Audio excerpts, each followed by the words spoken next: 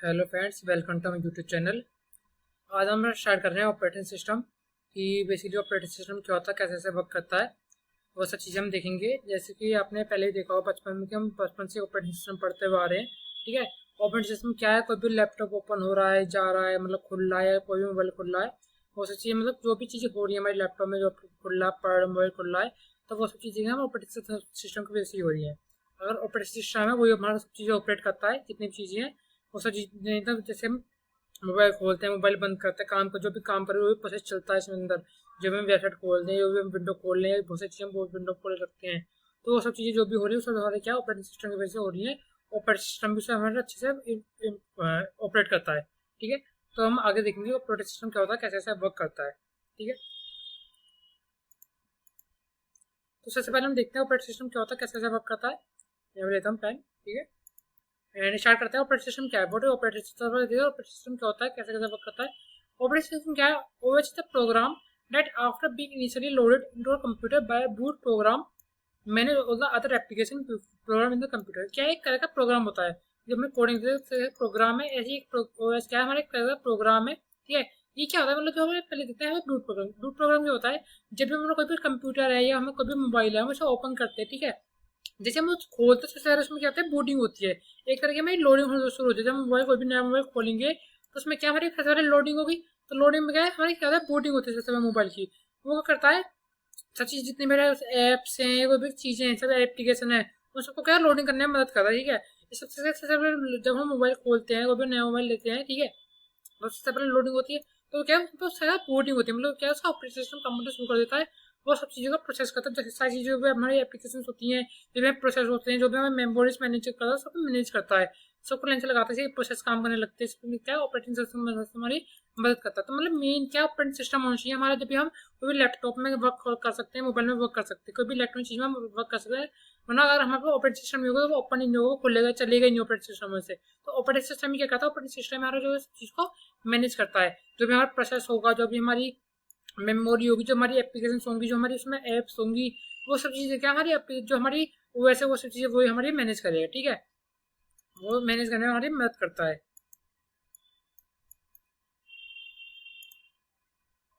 तो sir next point देखते हैं, OS can be defined as an interface between user and hardware.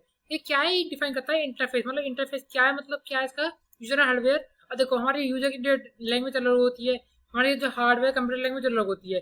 तो ये कहता है लैंग्वेज, सिंपल लैंग्वेज से बिट लैंग्वेज हमारी कन्वर्ट करता है, और बिट लैंग्वेज से हमारी कंप्यूटर सिंपल लैंग्वेज कन्वर्ट करता है, जिससे जो हमारे यूजर और हार्डवेयर है उसको एक दूसरे की जो लैंग्वेज है समझ आ सके, यूजर को हार्डवेयर की समझ आ सके और हार्डवेयर के यूजर को समझ आ सके। तो उस मदद का उसका इंटरफेस करने में हमारी मदद करता है। हमारे इसमें ओएस के अंदर बहुत सारी चीज़ें जो है अलग अलग लैंग्वेजेस है। ठीक है, मतलब अलग अलग डेफिनेशन है, हम बहुत से डेफिनेशन अलग अलग ले सकते हैं। जो हमें अच्छे लगे हम लिख सकते हैं। मैंने यहाँ पे बेसिकली 3 डेफिनेशन लिख रखी है, तो जो आपको अच्छी लगे आप उसमें यूज कर सकते हैं।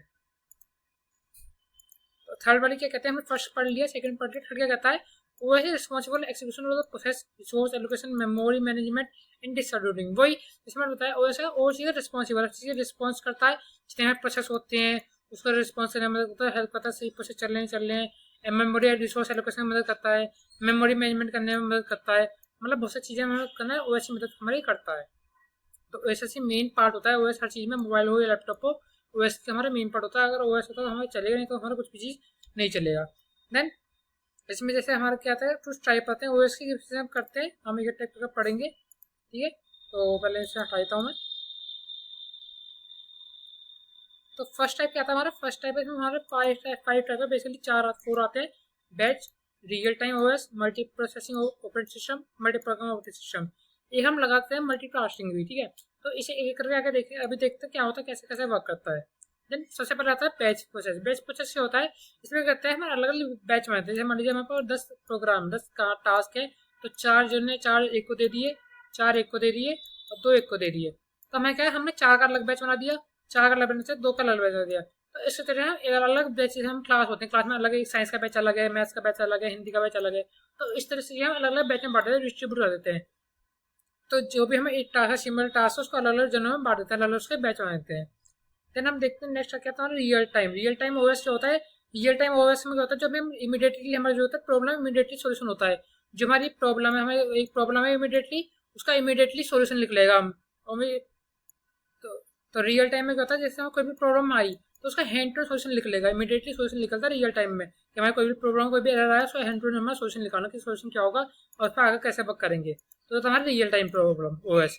देन हम नेक्स्ट देखते हैं मल्टी प्रोसेसिंग क्या होता है। मल्टी प्रोसेसिंग में क्या होता है, मल्टी प्रोसेसिंग ओएस क्या होता है। मल्टी प्रोसेसिंग मतलब क्या होता है, हमने कई सारे सीपीयू लगा दिए, 1 2 3, हमारे 3 सीपीयू लगा दिए, तो 3 सीपीयू तो तीनों में हमारा अलग अलग प्रोसेस डालेंगे तो जल्दी जल्दी काम होगा। एक प्रोसेस में जा रहा है, एक प्रोसेस में जा रहा है, एक प्रोसेस में जा रहा है, तो 3 प्रोसेस लगाते हैं, तीनों तीनों सीपीयू में अलग अलग प्रोसेस होगा। इसमें क्या होगा हमारा, एक तो हमारा टाइम कंज्यूमिंग होगा, बहुत सारा टाइम कंज्यूमिंग होगी, और इसमें हमारा क्या होगा, जो हमारी कॉस्ट है वो भी हमें रिड्यूस हो जाएगी।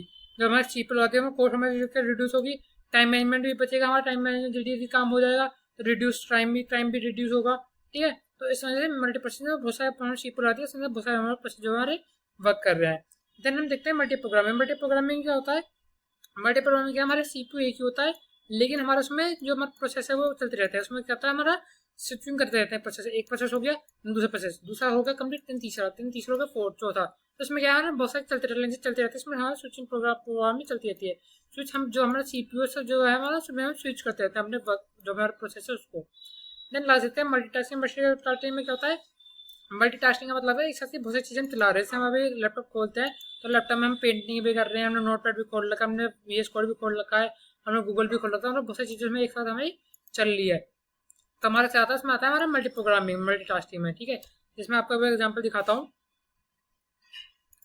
देखो भी वेबसाइट साइट है, यहाँ पे देखो हमारा हमारा गूगल भी चल रहा है। ठीक है, यहाँ हमारा सिनिकोडर भी, यहाँ पे पीडीएफ भी चल रही है, तो बहुत सारी चीज़ें हमारी चल रही है। मतलब से क्या है, हम मल्टीटास्किंग एक साथ कर सकते हैं। तो ये सब चीज़ें किस वजह से हो रही है, ये सब चीज़ें होती है हमारी ऑपरेटिंग सिस्टम की मदद से। ठीक है, तो लाइक इसका हम एग्जाम्पल देखते हैं आगे। एग्जाम्पल कैसे एग्जाम्पल हो सकता है, जैसे एग्जाम्पल क्या है, विंडो हो गया, लिनक्स हो गया, एंड्रॉइड हो गया, एंड्रॉइड हमारा फोन आ गया, विंडोज हमारा लैपटॉप आ गया, लिनक्स हमारा वही मैक का ओएस हमारा लैपटॉप आ गया। इसमें से ओएस की एग्जाम्पल है, हमारा वही भी हमारा ऑपरेटिंग सिस्टम है। ठीक है, हमारा ये सीपीयू है, उसमें हम एक साथ ईमेल भी खोल रखा है, हमने एक्सेल भी खोल रखा है, पेंट भी खोल रखा है, तो इसमें हमारा बहुत सारे टास्किंग एक साथ कर सकते हैं। तो ये सब चीज़ें किस वजह से हो रही है, सब चीज़ें हमारे ओएस की मदद से हम कर पा रहे हैं। जो ओएस है हम मल्टीटास्किंग परफॉर्म कर रहा है। ये क्या क्या बूट प्रोग्राम होता है, हमने क्या क्या पढ़ा अभी देखते हैं ओएस में। ये क्या होता है, हमारा सबसे पहले इनिशियली लोड यही करता है, उसमें सारी जो भी हमारे एप्लीकेशन होती हैं, रिसोर्सेज होते हैं, उस सबको मैनेज करता है, लोड करता है। ठीक है, मोबाइल के अंदर, लैपटॉप के अंदर।